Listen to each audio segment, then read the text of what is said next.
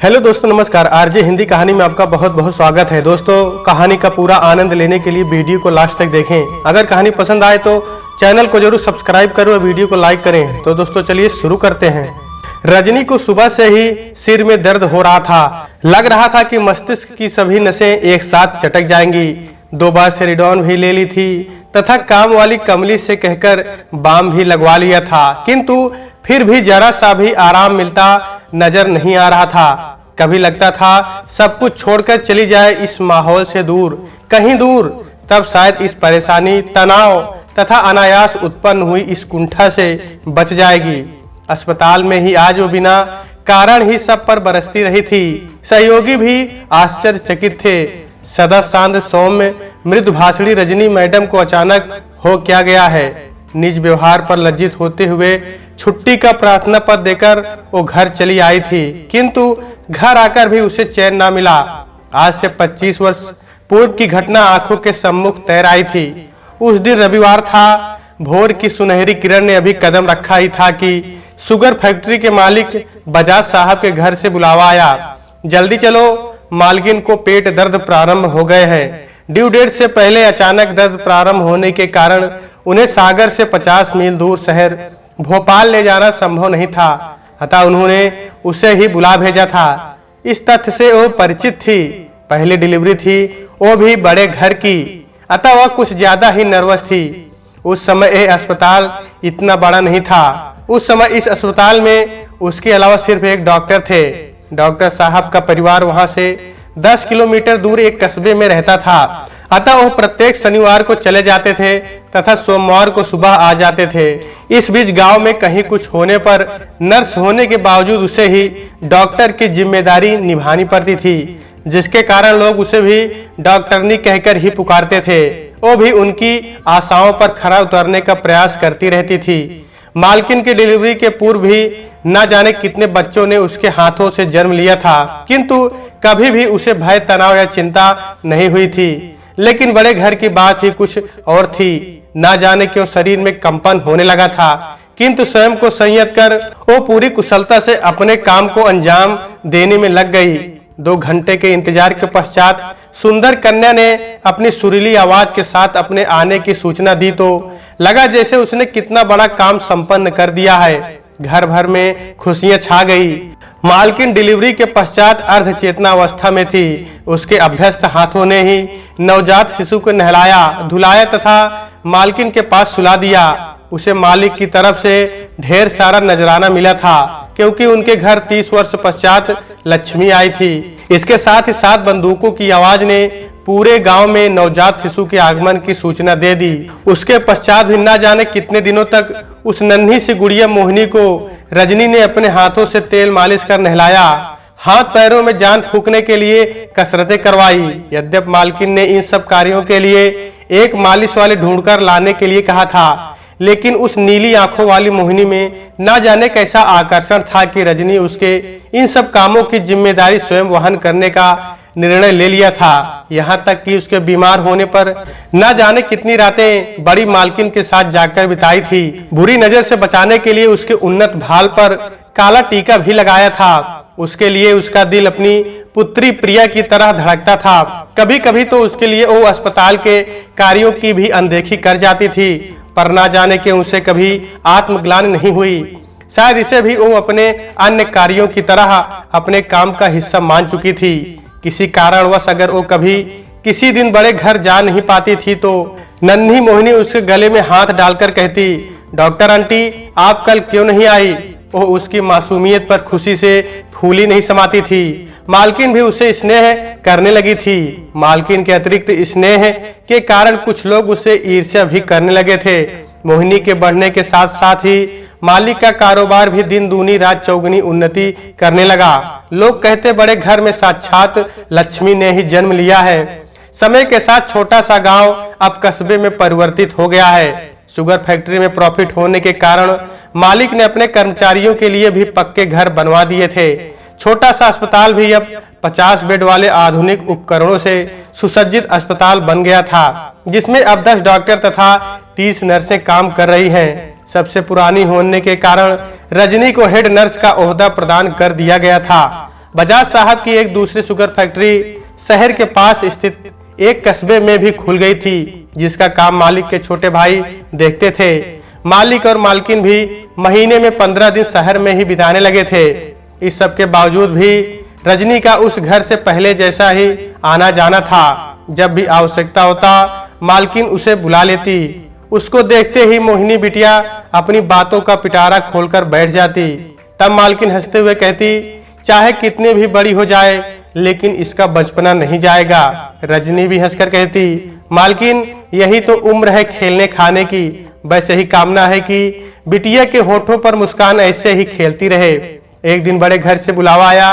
वो गई तो देखा मोहिनी का सामान पैक हो रहा है। मन अजीब अजीब सा हो आया था। अभी वो संभल भी नहीं पाई थी कि उसको आया देखकर मोहिनी बोली, आंटी मम्मी ने एक कुछ दवाइयां मेरे साथ रख दी हैं, लेकिन आप कृपया इन पर लिख दीजिए कि इनको कब तथा कैसे लेना है। तुम जा कहाँ रही हो बिटिया? मन के भाव को नियंत्रित करते हुए रजनी ने पूछा। डॉक्टर आंटी, यहाँ कोई अच्छा स्कूल नहीं है, अतः मम्मी पापा ने मेरा नाम शहर के नामी स्कूल में लिखवा दिया है। खुशी से चहकते हुए मोहिनी ने कहा था। शहर जाने की चाह के कारण मोहिनी तो खुशी से ओतप्रोत थी, लेकिन रजनी के मन में उथल पुथल होने लगी थी। पता नहीं कि उसे उससे इतना स्नेह हो गया था कि उसके दूर जाने की बात सुनकर वो असंतुलित हो उठी थी। अपनी भावनाओं को नियंत्रित कर एक छोटी डायरी में दवाओं के नाम तथा लेने का तरीका लिखकर देते हुए कह उठी थी, अब कब आओगी बिटिया? निज कल्पनाओं में मग्न मोहिनी ने कोई उत्तर नहीं दिया था। उसका प्रश्न सुनकर मालकिन ने ही उत्तर दिया, बेटी तो वैसे भी पराई ही होती है रजनी, कुछ दिनों बाद जाती तो आज जा रही है। मालकिन का द्रवित स्वर सुनकर उनकी ओर देखा तो पाया उनकी आंखें भी भर गई हैं। डॉक्टर आंटी, डायरी में लिख दिया हो तो मैं बैग में रख लूं? मोहिनी ने डायरी उठाते हुए कहा। लिख दिया है बेटा, कोई भी दवा बिना डॉक्टर की सलाह के नहीं लेनी चाहिए, वरना ये दवाएं नुकसान भी कर सकती हैं। लेकिन इमरजेंसी में तुम डायरी में लिखे निर्देशानुसार इन्हें ले सकती हो। ये दवाएं बुखार, सर्दी, जुखाम, डायरिया इत्यादि के लिए है। मोहिनी चली गई थी। मालकिन से ही पता चलता रहा कि वो अपने कॉलेज में प्रथम आई है या उसे वाद विवाद तथा ड्रामे में एक्टिंग के लिए पुरस्कार मिला है, तो मन बाग बाग हो उठता। जब भी आती उससे पूर्व की भांति प्रेम और स्नेह से मिलती। कभी भी उसे नहीं लगा कि वो शहर जाने के पश्चात बदल गई है या उसे अपनी शिक्षा दीक्षा का घमंड हो गया है।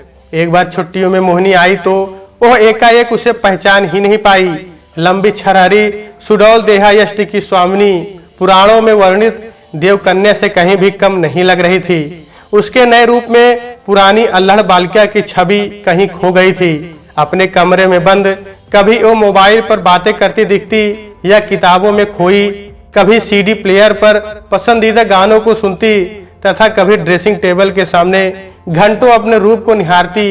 एक अलग ही मोहिनी बन गई थी। उसे आज भी याद है उसकी इन हरकतों से परेशान एक बार मालकिन ने उससे कहा था, रजनी देख तो इसे कहीं कुछ हो तो नहीं गया, ना ढंग से खाती है और ना बातें करती है, बस अपने कमरे में बैठे बैठे पता नहीं क्या सोचती रहती है। कुछ नहीं हुआ मालकिन, ये उम्र ही सपनों में खोए रहने की है। आप बस जल्दी से कोई योग्य राजकुमार देखकर इसके हाथ पीले कर दीजिए। रजनी ने मुस्कुराकर कहा, जाइए डॉक्टर आंटी, अब हम आपसे बात ही नहीं करेंगे। किंचित क्रोध से कहते हुए पास बैठी मोहिनी उसकी बात सुनकर अपने कमरे में चली गई थी। और वो दिन भी आ गया जब पता चला कि मोहिनी का विवाह एक बड़े घर के युवक के साथ तय हो गया है। उसका भी मालिक के समान ही शहर में बड़ा कारोबार है तथा विदेश में भी उनका आयात निर्यात का काम होता है। सुनकर मन खुशी से भर गया। विवाह की तैयारी में मालकिन अति व्यस्त हो गई थी, क्योंकि विवाह न केवल उनकी प्रतिष्ठा का प्रश्न था वरन लड़के वालों के भी मान सम्मान का प्रश्न था। विवाह में अनेक प्रतिष्ठित एवं गणमान्य व्यक्तियों के साथ मुख्यमंत्री तथा मंत्रियों के आने की भी संभावना थी। अतः जोर शोर से विवाह की तैयारियां चल रही थी। रजनी मिलने गई तो मालकिन ने उसे देखकर चिंता युक्त स्वर में कहा था, लड़की के विवाह में कितने पापड़ बेलने पड़ते हैं आज पता लगा। बस सब ठीक से निपट जाए तभी संतोष की सांस ले पाऊंगी। आप चिंता क्यों कर रही हैं मालकिन, सब कुछ ठीक से हो जाएगा। हमारे लायक कुछ काम हो तो अवश्य बताइएगा। आखिर हमारी बेटी का विवाह है। उसने उन्हें समझाते हुए कहा था, हाँ हाँ क्यों नहीं, बस सबकी शुभकामनाएं उसके साथ रहे तो शायद ये परीक्षा की घड़ी भी पार हो ही जाएगी, मालकिन ने कहा था। उसके पश्चात एक दो बार मिलने भी गई तो मालकिन से मुलाकात नहीं हो पाई। कभी वो शॉपिंग करने गई होती तो कभी किसी के साथ चर्चा में व्यस्त होती। तब उसे लगा था बड़े लोगों की समस्याएं भी बड़ी ही होती हैं, तभी मालकिन इतना व्यस्त है। धीरे धीरे करके विवाह का दिन भी आ पहुंचा था। निमंत्रण पत्र बढ़ चुके थे, लेकिन उसे निमंत्रण पत्र नहीं मिला था। बार बार मन में आता कि शायद आज मालकिन उसे बुलवाकर न्योता दे दे। भला उसे मालकिन कैसे भूल सकती है। उसके हाथों से उनकी बेटी ने जन्म लिया है, उनके सुख दुख में वो बराबर हिस्सेदार रही है, लेकिन उसकी धारणा निर्मूल सिद्ध होती जा रही थी। आज जब अस्पताल की नर्स रोली ने उसे कहा, दीदी हमें बड़े घर से निमंत्रण नहीं मिला तो कोई बात नहीं, लेकिन आपका तो काफी दिनों से उस घर में आना जाना था, आपको भी उन्होंने नहीं बुलाया।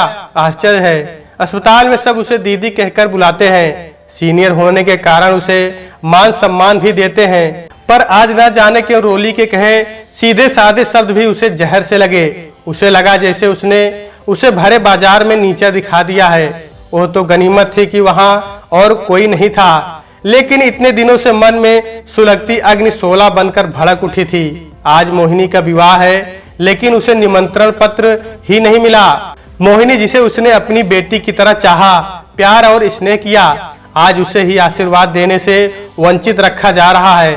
कई बार कारण सोचने का प्रयत्न किया, लेकिन असफल ही रही। उसके बेटे का मुंडन हुआ था, तब पहला न्योता मालकिन को ही देकर आई थी। पिछले वर्ष बेटी प्रिया का विवाह हुआ, तब भी पहला निमंत्रण पत्रिका पर साहब का ही नाम लिखा, लेकिन उन्होंने अपनी पुत्री के विवाह में उसे क्यों नहीं बुलाया। बार बार यह प्रश्न मन में उठता था तथा बिना किसी उत्तर के मन की दीवारों से टकरा टकरा कर मन में उथल पुथल मचाने लगता। सिर में एक बार फिर भयंकर पीड़ा होने लगी थी। लग रहा था जैसे माथा कटकर गिर पड़ेगा। कपड़े से कसकर सिर को बांधकर वो बिछावन पर लेटकर सोने का प्रयत्न करने लगी।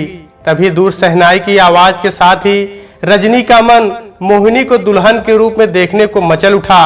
कभी लाल जोड़े में सजी 16 श्रृंगार किए हाथ में जयमाल लिए मोहिनी उसके सामने आ खड़ी होती तो कभी सहेलियों की हंसी ठिठोली के बीच घिरी लजाती शर्माती मोहिनी का एक और रूप उसे लुभाने लगता। अवचेतन मन से आवाज उठी कि हो सकता है कि विवाह की व्यस्तता के कारण मालकिन उसे बुलाना भूल गई होंगी, और फिर निमंत्रण पत्रों पर नाम मालिक मालकिन ने थोड़े ही लिखे होंगे। यह काम तो उनके सेक्रेटरी ने किया होगा। उसे क्या पता कि उसका उस घर से कैसा रिश्ता है, कैसा जुड़ाव है। और फिर अपनों को भी कभी कहीं बुलाया जाता है। अपनों के घर तो स्वयं ही जाना चाहिए, पूछना चाहिए कि उन्हें किसी कार्य में मदद की आवश्यकता तो नहीं है। तभी सचेत मन ने कहा, वे बड़े लोग हैं, उन्हें तुम जैसे छोटे लोगों की आवश्यकता क्यों होगी। तुम्हें याद नहीं है विवाह की तारीख तय होने के पश्चात जब जब भी तुम गई, मालकिन को तुमसे मिलने का समय ही नहीं मिला। बिना बुलाए जाना क्या आज की तारीख में असभ्यता नहीं होगी।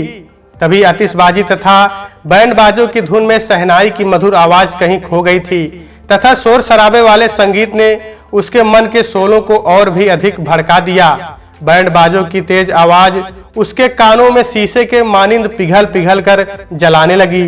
साथ ही आंखों में बंद आक्रोश पानी बन बह निकला था। एक बार फिर विचारों का बवंडर उठने लगा था। ये बड़े लोग इतने संवेदनहीन क्यों होते हैं और छोटे लोगों की मनोदशा को वे क्यों नहीं समझ पाते।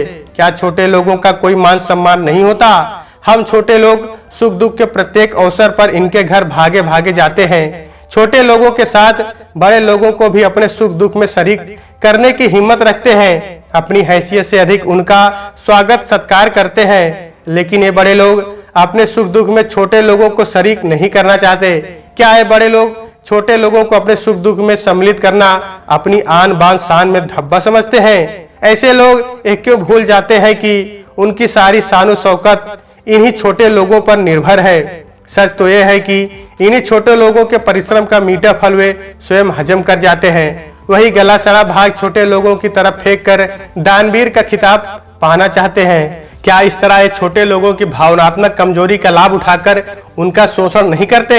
उसे आज भी याद है मोहिनी के पहले जन्मदिन पर जब वो अपने हाथों से सिला फ्रॉक लेकर गई थी तो मालकिन ने भी उसे एक साड़ी ब्लाउज दिया था। उसके मना करने पर बोली थी, रख लो रजनी, ये हमारी ओर से तुम्हारा उपहार है। तुम तो जानती ही हो कि मोहिनी के कोई बुआ नहीं है, तुमने ही इसके सारे काम किए हैं, अतः नेग लेने का अधिकार भी बनता है। उसके पश्चात तो नियम बन गया था मोहिनी के जन्मदिन पर साड़ी मिलने का। पहली बार जब वो साड़ी लेकर खुशी खुशी घर आई थी तो उसकी बेटी प्रिया ने यह कहकर विरोध किया था कि क्या तुम उस घर की नौकरानी हो जो वो तुम्हें अपनी बेटी के जन्मदिन पर खैरात बांटती हैं। तब उसने उसे समझाते हुए कहा था, बेटा ये खैरात नहीं वरन उसके प्रति उनका सम्मान है। शायद जिसे अब तक वो सम्मान समझती आई थी वो उनका उनके प्रति सम्मान नहीं वरन काम निकलवाने का तरीका था।